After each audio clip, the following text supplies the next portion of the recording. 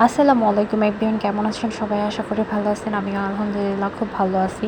তো আজকে হলো যে আম বানাবো, কাঁচা আম, টক আম যেটাই বলেন। তো এইখানে হলো যে আমি মানে গরম পড়তেছে, আর প্লাস হলো যে সাথে আবার হলো যে আম। তো আমের দিন এখন সবাই দেখে হলো যে আম বানায় খায়, তো তাই আমি হলো যে একটু ট্রাই করলাম, আমিও আর কি আম বানানো খাবো। তো এই জন্য এখানে হলো যে আম আর কি কিনে আনছে, কাঁচা আম, তাও নাকি 100 টাকা কেজি। বলেন তো কি অবস্থা! তাও হলো যে আম আনছে তার আধা কেজির মতো আনছে, আধা কেজি থেকে একটু বেশি হবে। তো সেইখানে হলো যে আমগুলো আর কি নষ্ট ছিল, অনেকগুলোই আর কি নষ্ট ছিল। তো এখানে হলো যে যেই আমগুলো আর কি একটু নষ্ট নষ্ট টাইপের, তো সেই আমগুলো হলো যে আর কি কেটে নিতেছি। তো আমের সোগুলা এত যে শক্ত, সেটা কাটতে গিয়ে হলো যে আমার হাত থেকে আবার একটু হলো যে মানে চামড়া উঠে গেছে। আর আম আর কি ভিতরেও হলো যে কেনা আমের ভিতরে হলো যে পোকা, কি একটা অবস্থা! তো এইভাবে করে হলো যে আমি সবগুলো আম আর কি কাইটা সিলা নিব, কারণ বাসায় হলো যে বেশি লোক ছিল না, এই জন্য হলো যে আম আর কি কম নিব। তো এই তো আমার আর কি হলো যে আম সোলা আর কি হয়ে গেছে। এখন হলো যে এই আমগুলো আর কি ধুয়ে নিতে হবে।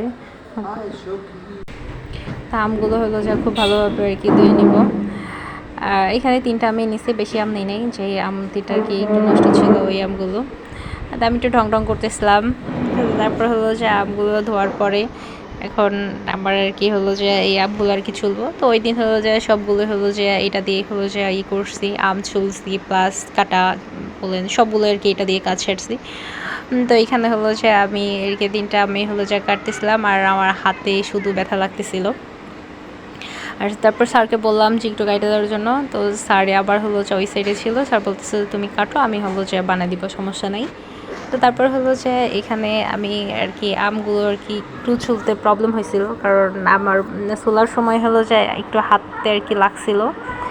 তো এটা হলো যে আলাদা টাইপের, তো এই জন্য হলো যে মানে হাতে একটু গুঁতো লাগছে, আর চামড়া উঠে গেছে, এই জন্য হলো যে কষ্ট হয়ে মানে চুলতে আর কি একটু কষ্ট হইতেছে। আর এটা হলো যে একটু শক্ত শক্ত টাইপের, আর যেইগুলো হলো যে পোকরা ওইগুলো হলো যে আমি ফালাই দিছি।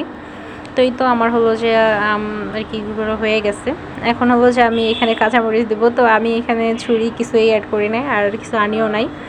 আর এইখানে হলো যে এই আঁটি থেকে হলো যে আম এইভাবে ছড়াই খেতে আমার খুবই ভালো লাগে। আর এটা হলো যে যখন আমি মানে ছোট ছিলাম, গ্রামে বৈশা আর কি সবাই একসাথে বৈশা হলো যে যখন আম বানানো খেতো, তখন আর কি এইভাবে এক একজনে এক একটা আঁটি দিয়ে তারপর হলো যে খাইতো।